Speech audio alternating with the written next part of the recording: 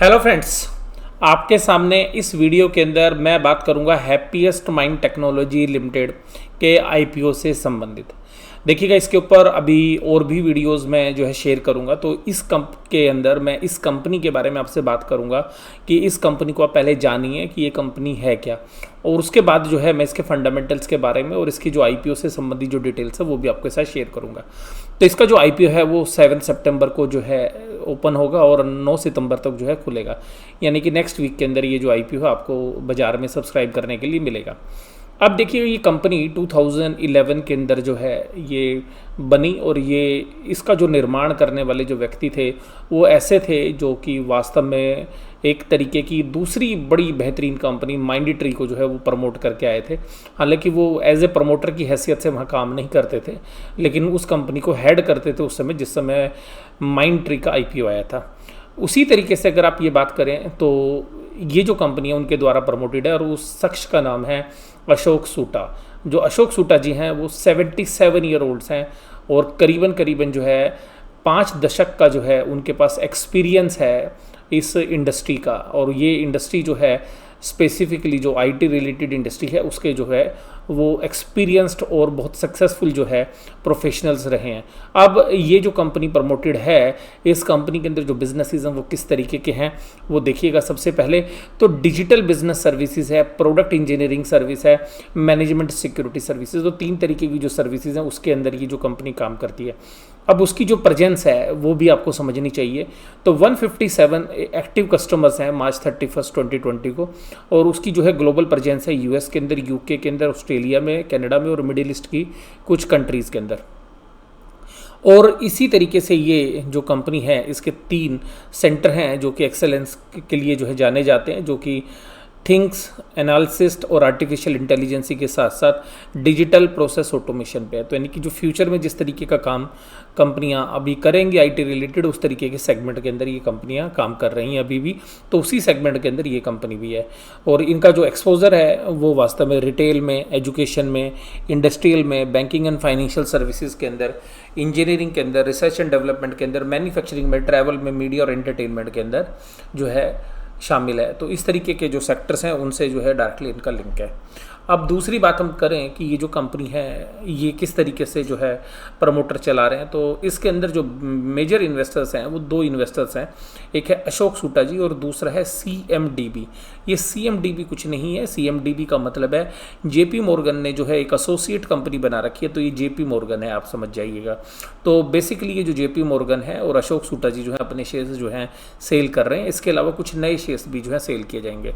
अगर अशोक सूटा जी की बात करें तो उनके कुछ रिलेटिव्स भी इस कंपनी के अंदर जो हैं प्रमोटर की हैसियत से काम कर रहे हैं, हालांकि उनके पास बहुत बड़ा जो है स्टेक नहीं है। उसमें दीपक सूटा जी हैं, कुनकू सूटा है, सुरेश सूटा हैं और उषा सैमुअल है। ये जो चारों रिलेटिव हैं अशोक सूटा जी के। इसके अलावा अशोक सूटा जी की जो है अपनी कुल मेडिकल रिसर्च जो एलएलपी है वो भी इसी के अंदर जो है रजिस्टर्ड है एज ए प्रमोटर। तो ये भी एक तरीके से लिमिटेड लायबिलिटी पार्टनरशिप जो इन्होंने बना रखी है, तो उनके पास भी जो है इसमें होल्डिंग है। तो ये तो आपको मैंने होल्डिंग के बारे में बताया, कंपनी के बिजनेस के बारे में बताया। अब दीपक सूटा जी जो है ब्रदर हैं अशोक सूटा जी के, कुनकू सूटा जो हैं वो सिस्टर हैं, फिर सुरेश सूटा जी हैं जो ब्रदर हैं, और उषा सैमुअल जो है वो उनकी बहन है। तो इस तरीके से ये जो सारी चीज़ें हैं ये मैंने आपको बताई कि कौन बिज़नेस को चलाता है। अब देखिए, इनके बोर्ड ऑफ डायरेक्टर्स की अगर हम बात करें तो 77 ईयर्स इनकी एज है अशोक सूटा जी की, जो आप सेंटर में देख पा रहे हैं। इसके अलावा जो है और जो एग्जीक्यूटिव्स हैं वो भी नाम आप स्क्रीन पे देख पा रहे हैं कि किस तरीके से जो है और जो लोग हैं इस कंपनी के साथ जुड़े हुए हैं। तो अब मैं आपके साथ बात करूं कि ये जो जुड़े हुए लोग हैं इनका क्या एक्सपोजर है। तो आप देखिएगा, अशोक सूटा जी जो हैं, आप ऊपर स्क्रीन पे पढ़ भी सकते हैं, वो एक इलेक्ट्रिकल इंजीनियर हैं यूनिवर्सिटी ऑफ रुड़की से, जो आज की डेट में जो है आईआईटी बन गई है। और इसके अलावा जो है Asian institute of management Philippines से जो है उन्होंने एमबीए की जो है पढ़ाई की हुई है। सबसे पहले जो अशोक सूटा जी है वो श्रीराम रेफ्रिजरेशन इंडस्ट्री के अंदर जो है काम किया करते थे। उसके बाद उन्होंने जो है माइंडट्री के अंदर चेयरमैन और एमडी की भूमिका निभाई, उस समय जो है कंपनी का आईपीओ भी आया था। इसके अलावा जो है वो वाइस चेयरमैन रहे विप्रो के अंदर। तो इस तरीके से उनका काफ़ी बड़ा एक्सपोजर है आईटी इंडस्ट्री के अंदर, और बहुत सारे जो अवार्ड्स हैं वो भी उन्होंने जो है अचीव किए है अपनी परफॉर्मेंस के बेस पे। इसके अलावा जो दूसरे शख्स हैं वो हैं वेंकट रमन नारायण जी, जो कंपनी के सीएफओ हैं और एग्जीक्यूटिव डायरेक्टर हैं।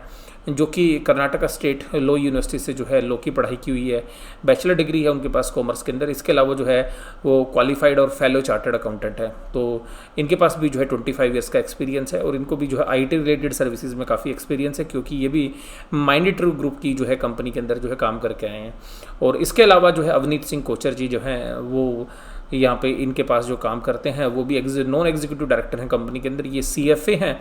और इसके अलावा दिल्ली के जाने माने कॉलेज SRCC यानी कि Shri Ram college of commerce से जो है उन्होंने जो है ग्रेजुएशन की हुई है। और इसके अलावा जो है वो MBA भी उन्होंने किया हुआ है। तो इस तरीके से ये भी एक क्वालिफाइड टीम के जो है पार्ट हैं।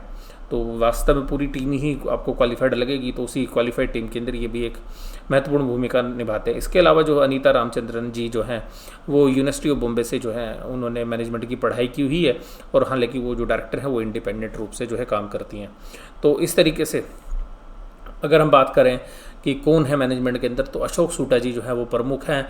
उनकी उम्र 77 ईयर्स है। तो यहाँ पर आपको थोड़ा सा देखना पड़ेगा, ये मैं वीडियो के जो दूसरा पार्ट होगा उसके अंदर इसके बारे में जो है डिस्कस करूँगा, इनकी एज ग्रुप के बारे में भी और आगे कंपनी के भविष्य के बारे में भी।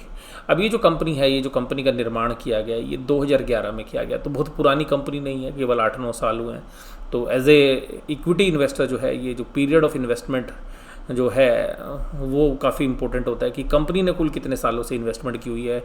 और कंपनी के फाइनेंशियल्स के अंदर जो हम बात करेंगे इस मुद्दे के ऊपर भी कि 2011 से लेकर अभी तक किस तरीके की परफॉर्मेंस रही। 3 बार जो है ये अपना रजिस्टर्ड ऑफिस जो है बदल चुके हैं। तो ऑफिशियल या ऑपरेशनल कन्वीनियंस की वजह से इन्होंने अपने ऑफिस को भी बदला है। तो वो भी जो चीज़ें हैं मैंने आपको जो है सूचना दे दी है। तो जहाँ जहाँ पर इनकी इन्फॉर्मेशन आपको एक्सचेंजेस से निकालनी पड़ती वो मैंने आपको जो है अपनी वीडियो में बता दी है। इसके अलावा ये सबसे महत्वपूर्ण बात है कि ये जब बिज़नेस करते हैं तो इनके साथ कोई बड़े लोग भी जुड़े हुए हैं, कुछ बड़े क्लाइंट्स भी जुड़े हुए हैं या नहीं जुड़े हुए हैं। तो इस श्रेणी में आप देखेंगे तो की स्ट्रेटेजिक अलायंस के अंदर इनके पास माइक्रोसॉफ्ट है। तो we are the strategic gold certified, तो इनको गोल्ड सर्टिफाइड जो है माइक्रोसॉफ्ट के द्वारा किया हुआ है। NSI Tier 1 सिस्टम इंटीग्रेटर, तो ये सिस्टम को इंटीग्रेट करते हैं माइक्रोसॉफ्ट के लिए। तो ये प्रोजेक्ट टू प्रोजेक्ट बेस पे काम होता है, एक प्रोजेक्ट ख़त्म होता है तो दूसरा शुरू हो जाता है। और ऐसा नहीं है कि रेगुलर काम जो है इनको मिलता हो, लेकिन मोस्टली जब इस तरीके की कंपनी से जुड़ती है तो कोई ना कोई IT रिलेटेड जो काम है वो करवाती रहती हैं इस तरीके की कंपनियां, माइक्रोसॉफ्ट जैसी बड़ी कंपनियां। और केवल ये नहीं, माइक्रोसॉफ्ट के साथ और भी जो कंपनियां हैं, इंडिया की भी जो बड़ी कंपनियां हैं और इसके अलावा US की भी जो और IT कंपनीज है वो भी माइक्रोसॉफ्ट के लिए काम करती है। तो आप ये मत समझिएगा कि केवल यही इनके लिए काम करती हैं, ये और लोगों से भी, बहुत लोगों से काम कराते हैं। इसी तरीके से अमेज़ॉन का भी जो है एडवांस कंसल्टिंग पार्टनर जो है वो जो है इनके साथ जो है AWS जिसको ये बोलते हैं, वहाँ पर भी जो है काम करते हैं वर्ल्ड वाइड। तो इनके अमेज़ॉन के US के ऑपरेशंस में तो है ही, लेकिन दूसरी जगह भी जो है काम करते हैं। इसमें भी इंटीग्रेशन प्रोजेक्ट का ही काम करते हैं, यानी कि जो डिजिटल प्लेटफॉर्म है उसको इंटीग्रेट करने का जो काम है ये जो है करते हैं उनका। तो ऐसा नहीं है कि ये जो काम है ये छूट जाता है, इन काम जो है मतलब रेगुलर रहता है, लेकिन कभी कभी ऐसा भी होता है कि कंपटीशन इस काम में भी है कि दूसरी कंपनियां आके उसी काम को करने लगती हैं, या दूसरे क्लाइंट जो हैं मिलने में कभी कभी तकलीफ भी होती है। तो ऐसा नहीं है कि जो हमने नंबर ऑफ़ क्लाइंट्स बताए वो सारे ही बड़े क्लाइंट्स हैं। तो जो मेजर क्लाइंट्स हैं वो मैं आपको बता रहा हूँ। उसके अलावा पिमकोर जो है, तो पिमकोर जो है वहाँ पर भी ये गोल्ड पार्टनर है नॉर्थ अमेरिका के अंदर। यहाँ पर जो है एंटरप्राइज लेवल ऑर्गेनाइजेशंस का ये जो काम है उनके लिए करते हैं। तो ये जितने भी सेगमेंट मैंने आपको बताया उन सेगमेंट के अंदर जो 3 बेसिकली सेगमेंट्स हैं जिनकी मैंने जो है वीडियो के पहले हिस्से के अंदर जो है आपसे बात की थी, उनके अंदर काम करते हैं। तो अशोक सूटा जी के बारे में मैं काफ़ी आपको बता चुका हूँ, किस तरीके का उनका एक्सपीरियंस है, किस तरीके से वो विप्रो में काम कर चुके हैं। इसके अलावा जो है वो माइंडट्री के अंदर जो है काम कर चुके हैं, और माइंडट्री में तो उस समय है जब उसका IPO आया। अगर फाइनेंशियल्स की अगर हम बात करें तो फाइनेंशियल्स आपको नीचे के फ्रंट पे लेके समरी है, तो ये मैं आपको डिटेल में जो है दूसरी वीडियो के अंदर समझाऊंगा।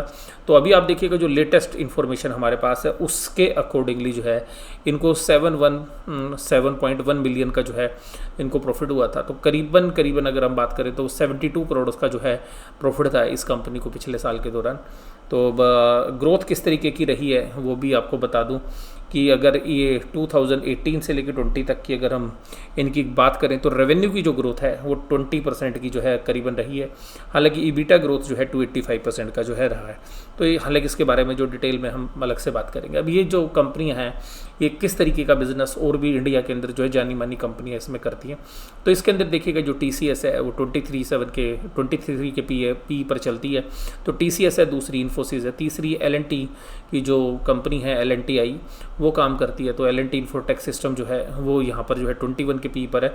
इसके अलावा जो माइंडट्री है वो इसी सेगमेंट के अंदर जो है दूसरी कंपनियाँ जो हैं वो हैं जो इसी तरीके का बिजनेस करती हैं। तो माइंडट्री का जो बिज़नेस देख के ही इनको अपनी कंपनी खोलने का आइडिया आया कि इस तरीके का जो ऐसा माइंडट्री काम करते हैं वैसे ही काम हम क्यों ना करें। तो माइंडट्री से काफ़ी मिलता हुआ बिजनेस जो है इनके पास है। तो हालांकि माइंडट्री का और भी डिफरेंट वर्क है, लेकिन माइंडट्री के जो सेगमेंट्स हैं वो काफ़ी मिलते हैं इससे अगर आप बात करें तो। इसी तरीके से उन्होंने अपनी प्रेजेंटेशन में दी है कि किस तरीके से जो है ग्लोबल IT मार्केट की स्पेंडिंग होगी US बिलियन के अंदर। तो अगर आप देखें तो अगले 5 साल की जो प्रोजेक्शन है उसके हिसाब से हमें ऐसा लगता है कि 1.5 गुना ये मार्केट हो जाएगी। अब 1.5 गुना में इस कंपनी के हिस्से में कितना आएगा ये तो आने वाला वक्त ही बताएगा। इसी तरीके से डिजिटल और लेगेसी मार्केट के बीच का जो गैप है, यानी कि जो डिजिटल का प्रेजेंस है वो किस तरीके से जो है बढ़ता हुआ जा रहा है। तो कह रहे हैं कि जो अभी डिजिटल की मार्केटिंग है वो 831 करोड़ की है, जो कि 2083 करोड़ की होगी। तो करीबन डबल से भी ज़्यादा अगले 5 साल में होने की जो है उम्मीद है। और जो लेगेसी बिजनेस है, यानी कि जो अभी आप ट्रेडिशनली जो काम कर रहे हैं और उसके मुकाबले में जो डिजिटल है, तो ये कह रहे हैं कि उसकी वजह से जो है एक अच्छी जो है ग्रोथ मिलने की संभावना है। और ये पूरा सेगमेंट जो है 20% की जो CAGR से जो है ग्रो कर रहा है। और कहते हैं कि जो लेगेसी बिजनेस है वो कम रेट से, यानी कि वो केवल 2% से कर रहा है। तो वहाँ पर ये अपॉर्चुनिटी की बात जो है मानते हैं कि वहाँ पर रहेगी। इसी तरीके से जो सॉफ्टवेयर रिलेटेड जो IT BPM मार्केट एक्सपेंडिचर्स हैं वो किस तरीके से जो है बढ़ रहे हैं, तो ये एक इंडिकेशन से जो है आपको बता सकता है कि बिज़नेस के अंदर करीबन 6% की जो है CAGR है। तो ये पूरा बिजनेस जो है मैंने आपके साथ डिस्कस किया इस कंपनी से रिलेटेड। अगले पार्ट में जो हम बात करेंगे उसके फाइनेंशियल्स के बारे में बात करेंगे। तो ये वीडियो देखने के लिए आपको धन्यवाद। वीडियो इसी तरीके से देखते रहिएगा। अगर वीडियो अच्छी लगी है तो लाइक देना मत भूलिएगा। आगे भी मैं इसी तरीके से आपको जो है इसका सेकंड पार्ट भी शेयर करूंगा और इससे संबंधित जो वीडियोज़ हैं वो मैं आपको शेयर करता रहूँगा। इसके अलावा स्टॉक मार्केट से या इन्वेस्टमेंट से रिलेटेड जो वीडियोज़ हैं वो भी इस चैनल पर आपको दूसरी वीडियोज़ भी मिल जाएंगी। तो आप जो है पीछे की वीडियोज़ भी जो है देख सकते हैं। और इसी तरीके से वीडियो देखते रहिए। चैनल सब्सक्राइब नहीं किया अभी तक तो चैनल भी सब्सक्राइब करिएगा। वीडियो देखने के लिए धन्यवाद। Thank you very much.